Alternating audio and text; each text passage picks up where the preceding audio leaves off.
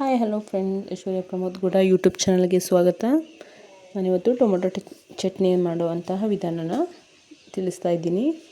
Tomato ಚಟ್ನಿಗೆ ಬೇಕಂತಹ ಪದಾರ್ಥಗಳು: tomato, ಒಣಮೆಣಸಿನ್ಕಾಯಿ, ಒಂದು ಈರುಳ್ಳಿ, ಸ್ವಲ್ಪ ಶುಂಠಿ, ಹಾಗೆ ಬೆಳ್ಳುಳ್ಳಿ. ಹುಣಸೆ ಹಣ್ಣು ಬೇಕಾಗಿದ್ದಲ್ಲಿ ಆಯ್ಕೆ ಇದೆ, ಬೇಕಾದ್ರೆ ಹಾಕ್ಕೊಬೋದು. ಯಾರಿಗೆ ಸ್ವಲ್ಪ ಹುಳಿ ಬೇಕು ಅನಿಸೋರು ಹಾಕ್ಕೋಬೋದು. ನೆಕ್ಸ್ಟ್ ನಾನು ಪಾತ್ರೆಗೆ ಒಗ್ಗರಣೆ ಹಾಕ್ಕೊಂಡಿದ್ದೀನಿ.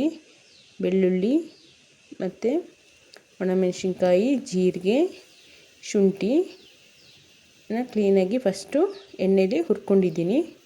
ಅದು ಹುರ್ಕೊಂಡ ನಂತರ ಈರುಳ್ಳಿ ಹಾಕ್ಕೊಂಡಿದ್ದೀನಿ. ಈರುಳ್ಳಿ ಸಮೇತ ಒಂದು ಹಸಿ ವಾಸನೆ ಹೋಗುವವರೆಗೂ ಹುರ್ಕೊಬೇಕು.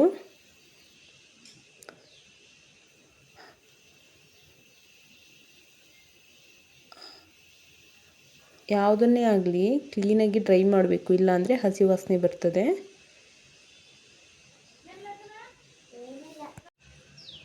ಹಸಿ ವಾಸನೆ ನಾನು 3 ಈರುಳ್ಳಿನ ಉಪಯೋಗಿಸಿದ್ದೀನಿ, ಯಾಕೆಂದರೆ ನಾವು ಇರೋದೇ 3 ಜನ, ಹಾಗಾಗಿ ಅದರಲ್ಲಿ 2 ಮಾತ್ರ ತಿನ್ನೋದು. ಹಾಗಾಗಿ 3 ಟೊಮೆಟೊನ ಯೂಸ್ ಮಾಡಿದ್ದೀನಿ.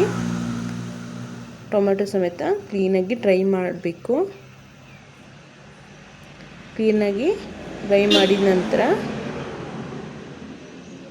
ಅದಕ್ಕೆ ಕೊತ್ತಂಬರಿ ಸೊಪ್ಪು ಮತ್ತು ಉಪ್ಪನ್ನ ಹಾಕಿ ಫುಲ್ಲು ಡ್ರೈ ಮಾಡಿಕೊಂಡೆ. ಡ್ರೈ ಮಾಡಿಬಿಟ್ಟು ಒಂದು ಮಿಕ್ಸಿ ಜಾರಿಗೆ ಹಾಕ್ಕೊಂಡಿದ್ದೀನಿ.